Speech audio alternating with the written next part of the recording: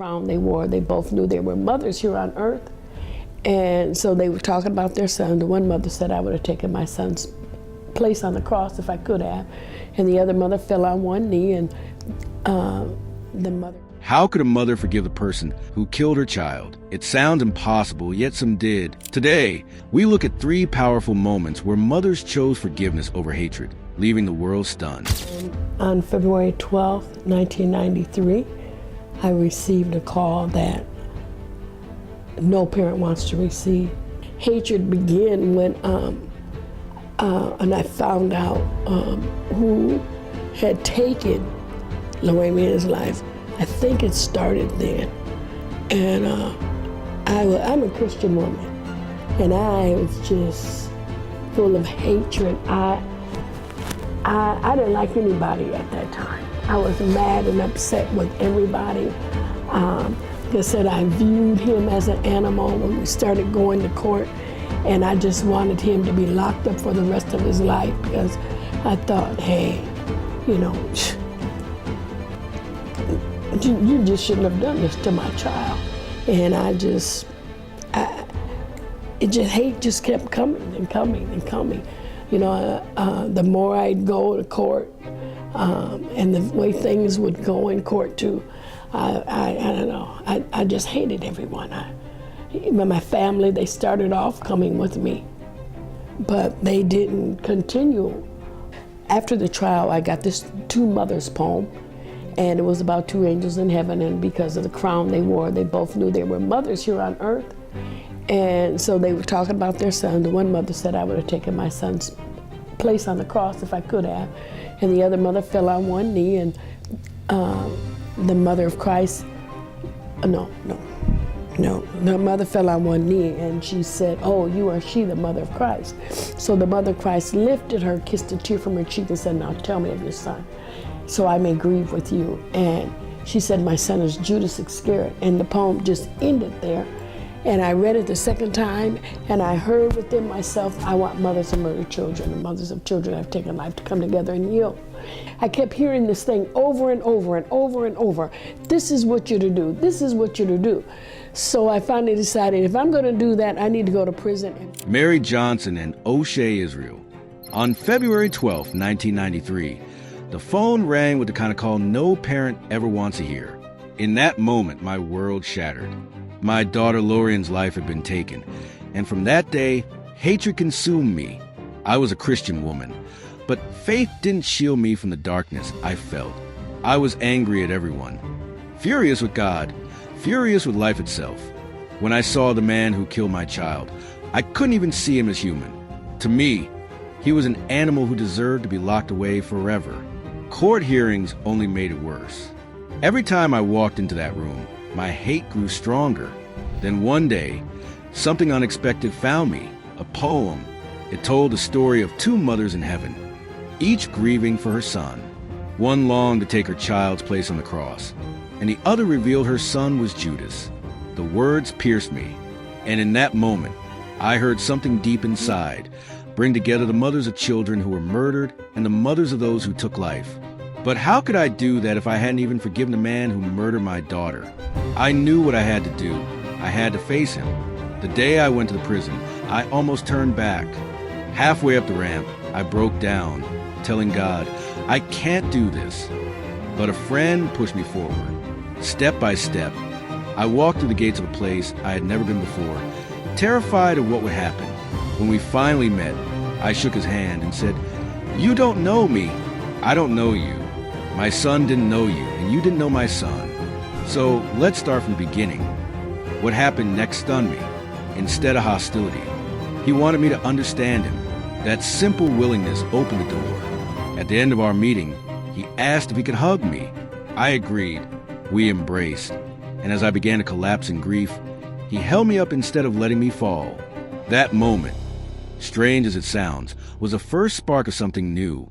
When I left, I kept repeating to myself, I just hugged the man who murdered my son. But as I walked away, something incredible happened. A feeling rose from my feet, moving through my body until it left me entirely.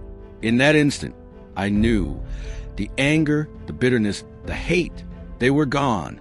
Years later, in March 2010, we even held a welcome home party for him. 30 people gathered, our organization, neighbors, even Catholic nuns. Together, we told him, "You are not alone. We will help you rebuild." He had changed, too. He admitted the life he once lived was a lie. To truly become a man, he had to look me in the eye and own what he had done. He explained it this way: pain grows when we feed it. Every new hurt makes it bigger, but forgiveness starves it.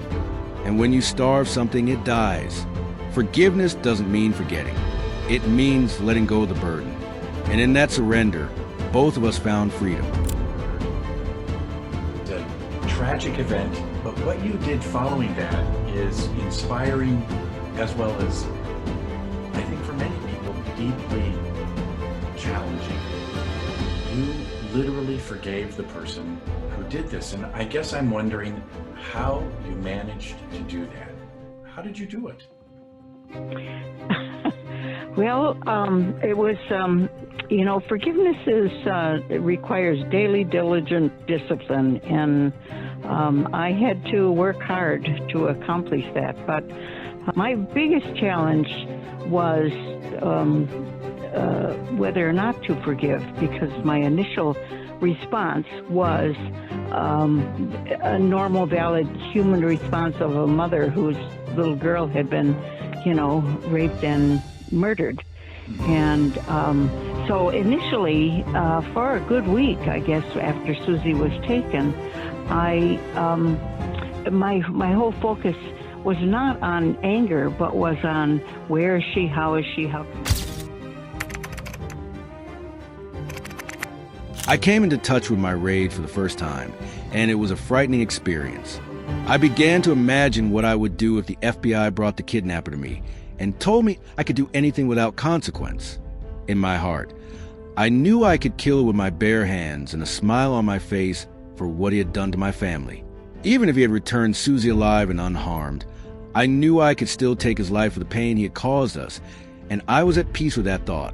That night, as I turned over to sleep, I heard God say to me, "That's not how I want you to feel." I began wrestling with him, defending my rage, insisting that I had a right to it.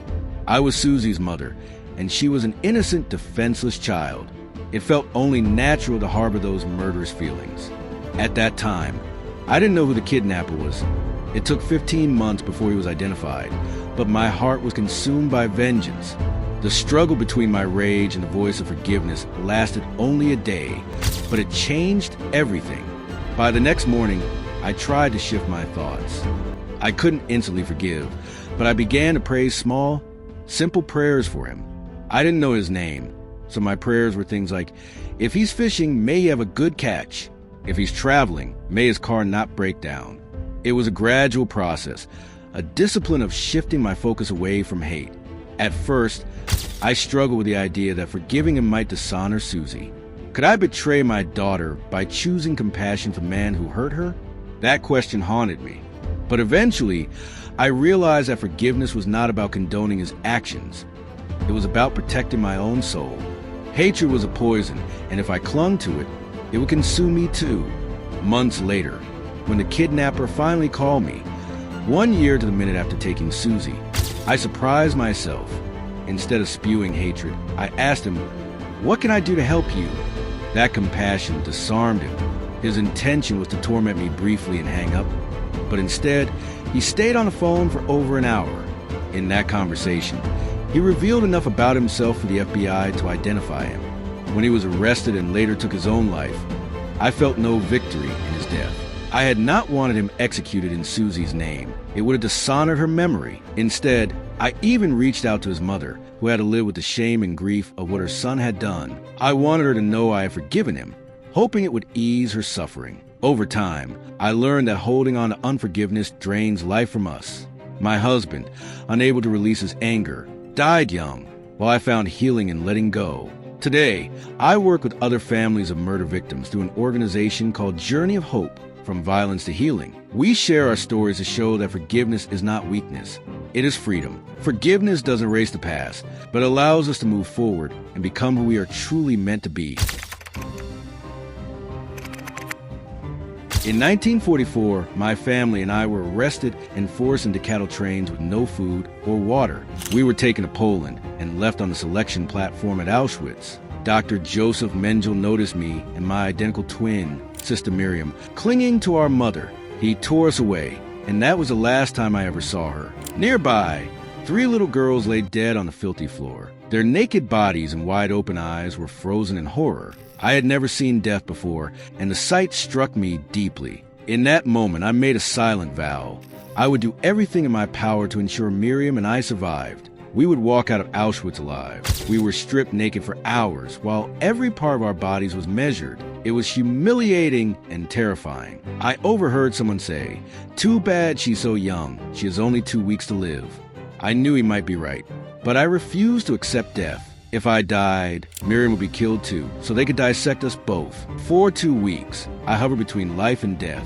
Too weak to walk, I crawled on the barack floor, drifting in and out of consciousness, whispering to myself, I must survive. 9 months later, we were liberated. But when we returned home, we discovered no one else in our family had survived. All that remained were 3 crumpled photographs, our only link to the life we had lost. In 1987, I donated a kidney to Miriam, but in 1993, she passed away. Losing her was devastating. She was the only other survivor from our family. That same year, I prepared to meet a Nazi doctor in Germany. I was nervous and afraid. Dr. Hans Munch, then 82, greeted me with respect and kindness, something I never expected from a Nazi. He explained that during his time at Auschwitz, he had been stationed outside the gas chambers, signing death certificates with numbers instead of names. This is my nightmare, he told me. This is what I live with. I asked if he would return with me to Auschwitz to say this publicly. He agreed. I struggled with how to thank him. People would think I was insane, an Auschwitz survivor thanking a Nazi. But after months of reflection, I found my answer. I would write him a letter of forgiveness. That decision changed my life. I realized forgiveness was my power. No one could give it to me, and no one could take it away. Even forgiving Mengele lifted a crushing weight off my shoulders. For the first time, I felt free. You can't change the past, but you can change how you respond to it. I chose forgiveness, and so can you. Forgiveness after such loss is a weakness. It's unmatched strength. Please give a like to honor the mothers who found the courage to forgive the unforgivable crime against their child.